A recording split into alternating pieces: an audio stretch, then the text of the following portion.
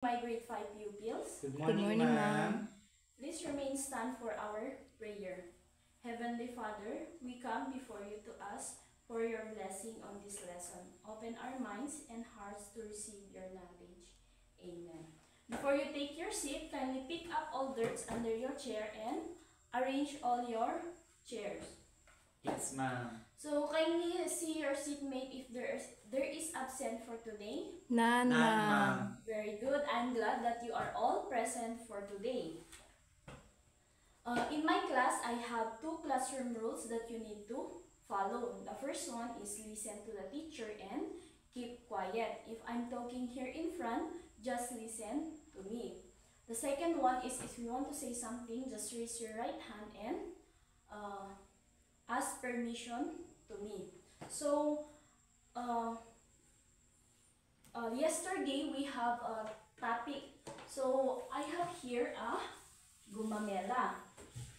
What you're going to do is go in front and write the name of each part, and after that I will ask you what is the function of each. Understand? Yes, ma'am. Very good that you are all really understand our topic yesterday. Now I have here a lot of picture here. What did you observe from this picture? Yes, Roslyn. Teacher, my color green po. Yes, this has a color green. Yetis, what also did you observe here? Teacher, daramot na po. Kanin kwa, kayo na. Yes, it has a roots and stem. And all of these pictures are part of our topic for today, what we call modes of reproduction in plant.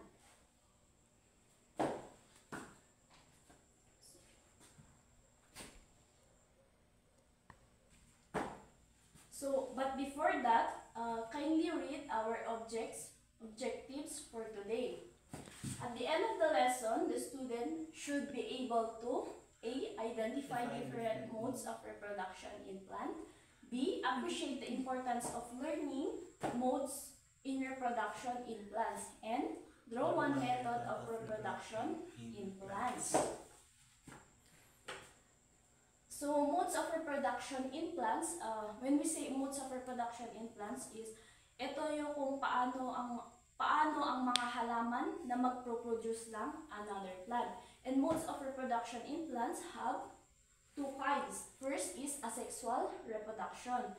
Ang asexual reproduction in plants does not involve the fusion of gametes and results in offspring that are genetically identical to the parent plant. Ang asexual reproduction ay isang proseso kung saan ang isang halaman ay nagpaparami ng hindi kailangan ang pagsasama ng mga gametes o tinatawag na sesula ng sex. So, hindi kailangan ang male reproductive, male sperm cell ng ibang halaman para makaproduce ng iba pang halaman. So, asexual reproduction is plants can produce roots from cutting that are placed in water. Matatalakay natin yan mamaya. So, new potato plants grow from stems, and plants can send out runners that grow into new plants. So, next is asexual reproduction has 4 types. The first one is the vegetative propagation. Kindly read what is vegetative propagation. New plants grow from parts of the parent plant like leaves, stems, roots, and buds. Yes. Vegetative propagation is isang bagong halaman na nabubuo mula sa katawan ng parent plant na ito. Like leaves, stems, roots, and buds. And we have here an example. So, vegetative propagation, this is leaves, stem, roots, and buds. At dito sa mga inobserbahan nyo kanina sa leaves, meron tayong, ito ang halimbawa. ganito? Yes, Yes, teacher. Yes. Pag nahulog yung mga nasa gilid nito ay mahuhulog ito at mag-create ng another plant. Magkakaugat siya pag nahulog siya sa lupa. Next is stems. Yung stems, yung mga halaman na gagaya ng onion. Pag merong mga hindi nakuhang laman ng onion ay pwede itong tutubo at mag-create ng another plant. So also with ginger. Next is roots. Yung roots ay ito yung mga halimbawa is yung mga kamote. 'Di ba yung mga kamote pag hindi nakukuha yung laman sa loob ay tutubo ito at magiging another plant. Next, buds. Ang buds is ito yung sa rose, yung may matutubo sa stem nito na kagaya nito. Yung mga nasa sanga ng rose ay yan ay tinatawag na buds. Next is ito yung mga halimbawa. Onion, potato, and yan yung nasa huling larawan ay yan yung tinatawag na bud. Next is budding.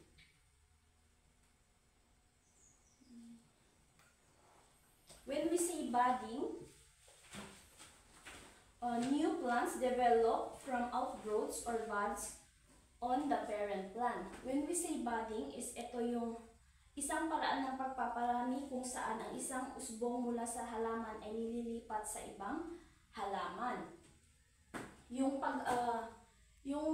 buds ng isang halaman ay pag inilipat natin sa iba pang halaman ay pag inilipat natin sa ibang halaman ay pwede itong mabuhay. At ito yung tinatawag na top budding. Inililipat yung bud ng ibang halaman sa ibang halaman at pwede nating tanggalin yung nasa taas ng parent plant. At kaya nilalagyan ng ganito para hindi mabulok ang halaman at madali itong magka-ugat. Yan yung halimbawa ng budding.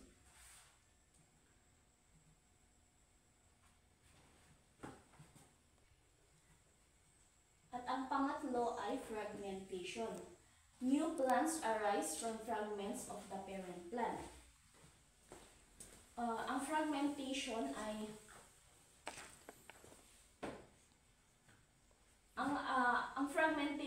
ang isang halaman, isang proseso ng pagpaparami ng halaman na pagkuha ng parte nito at pinatutubo natin ito. So, ito ay halimbawa. Ito yung parent plant na buo, tapos kukuha ka ng ibang parte ng halaman at pwede mo itong patubuin. Pag pinapatubo natin ito, dapat hindi natin ilagay sa init para hindi mamatay ang halaman. So, pag nagkaugat na siya ay meron na tayong new plant. So, next is this is another example of fragmentation. Ginagawa nyo rin ba ito sa inyong bahay? Yes, teacher. Yes. Kumukuha tayo ng first is we get some parts of the plants and inilalagay natin ito sa lalagyan na may tubig at pangatlo ay magkakaugat na siya. Pwede na itong itanim. Pero didiligan pa rin natin ito regularly. Next is spore formation. Kindly read what is spore formation. Plants like fungi reproduce by producing spores that terminate into new plants. Yes. Pag sinabi natin spore formation, ito ay karaniwang nangyayari sa mga kagubatan natin. So we have here sporangium ang tawag pag nandito yung tawag dito sa kung saan yung spores ay nanggagaling. So ang spores yan yung nag-create ng another organisms. So we have here example. Nakakita na ba kayo ng ganito? Yes, teacher. Yes, and another is, yan ay bato na may tumubong mga halaman. So, ang process nito, kung paano ito tumubo ay from the spore formation. Yung tuktok nito ay merong mga spores yan. Pag nahuhulog, kahit mamatay ito, ay pag nahulog yung spores dito, ay mag-create siya ng another organism. It seems with this example. So, do you have any questions about asexual reproduction? None, teacher. Very good. So, the second part of modes of reproduction is sexual reproduction in plants. So, the first one is pollination. Kindly read what is pollination. Pollination as a process where pollen grains are transferred from the another to the stigma. This transfer can occur with the same flower, self-pollination, or between flowers of different plants, cross-pollination. The text identifies these as the two main types of pollination. So, we have here example. So, ang pollination ay nangyayari sa pamamagitan ng pollinators, wind or water. So, sa pollination, this is another plant. Pag yung pollinator ay kumukuha ng pollen grains dito sa kabilang halaman at inilipat sa stigma sa ibang halaman, yun ay tinatawag na cross-pollination. Pero pag yung pollens dito sa mismong bulaklak ay napupunta dito sa stigma, yun ay tinatawag na self-pollination. Di ba napag-aralan natin ang parts reproductives ng plants?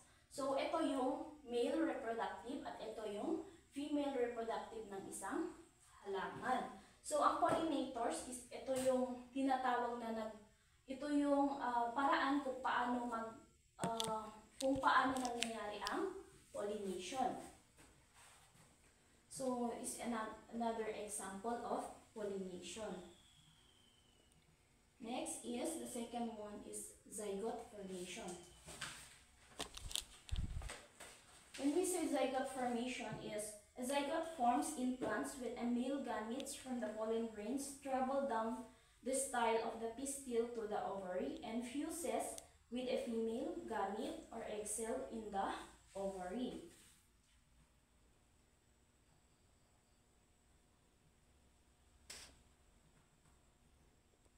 So this is a zygote formation. 'Di ba ito yung stigma. Pag yung pollen grains ay nandito na siya sa stigma, ay tutulo ito at pupunta siya sa ovary at magsasama sila sa sperm cell or egg cell. Ang tawag doon ay zygote. At pag yung isang gametes ay napupunta sa central cell, yun ay tinatawag na endosperm. At pag yung si endosperm, siya yung nagbibigay nutrients sa ovule at nagbibigay ng nutrients sa ovule. Ang tawag sa process ng pagsama ng egg cell at sperm cell ay fertilization. So next is formation of fruit and seed. After fertilization, the zygote develops into an embryo, the ovary develops into the fruit, and ovule develops into seeds. Kanina, here, pag yung fertilization ay nangyayari na, si zygote ay nagiging